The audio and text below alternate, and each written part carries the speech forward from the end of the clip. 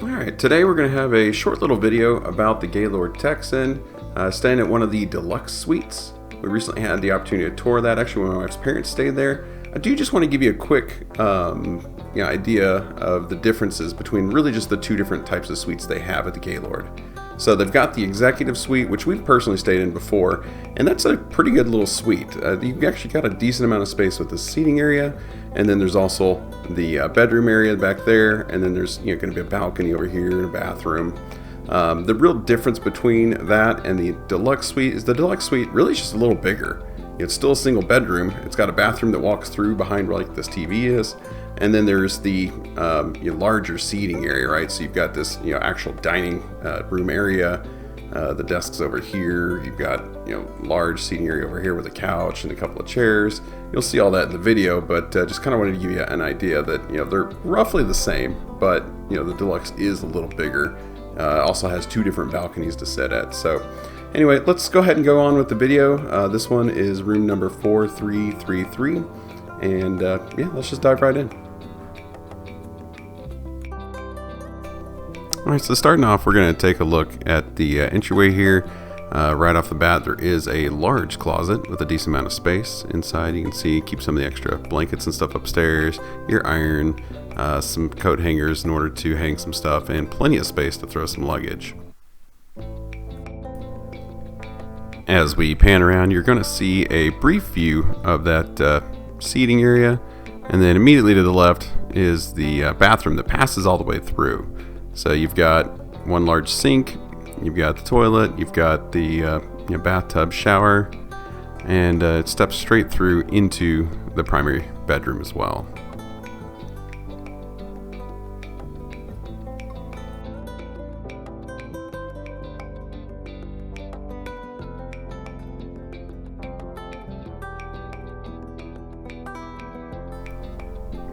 As we continue on into the bedroom, we're going to see that it's a decent sized space.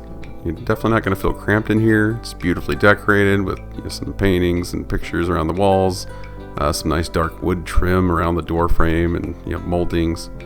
And then you do have some lamps and some small storage on the table sides next to the bed. There's also a seating area and a little bit of space underneath it at the foot of the bed.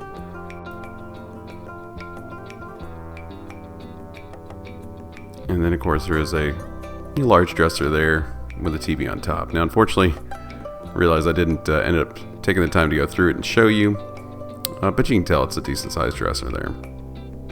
Moving on out into the main living area, you've got this huge beautiful table with a bench seat on one side and several other individual chairs. Gives you a total seating of about 6. You do have some cabinets out here that I did remember to take a look at. As well as a nice big mirror, some lamps. All the lighting actually comes from lamps. So the room does stay a little bit dark, but there's lots of lamps all around, so you can turn on a fair amount of lighting. It fortunately does mean that on this video it's not going to show through too well. You do see a desk over there, and then we've got some general seating over here with the couch, and then a couple of chairs. Over here underneath this other TV is where the coffee station is. It's a little dark to see, but there is a little mini fridge down here, and then there's a pull out for the little coffee station with a machine and some pods and stuff down there to make coffee, as well as some tea packets for you to enjoy.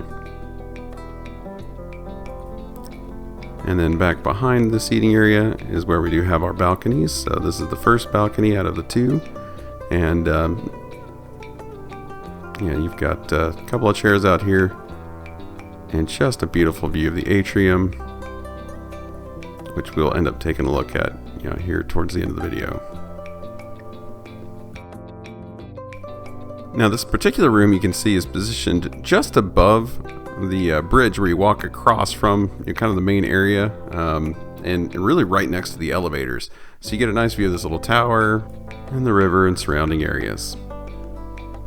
So I'm going to turn around. We'll just walk back towards the beginning, kind of give you one last view of the seating areas and see how it flows through. And that's taking you right back to the entrance. There is a lock-off door there, so if you did end up getting both, this room and the adjacent, you could effectively have a 2-bedroom that way. And then here's a view up from that little bridge, so you can see the balcony is just up above us here. And here's kind of a similar view just down from that bridge, just panning around a little. And we'll end the video with some additional shots, just kind of looking out. I appreciate you taking the time to watch the video. And if you do have any other comments, questions, you can always post them down here in the comments section. Let us know your thoughts, and maybe like, subscribe, and check us out for any future videos.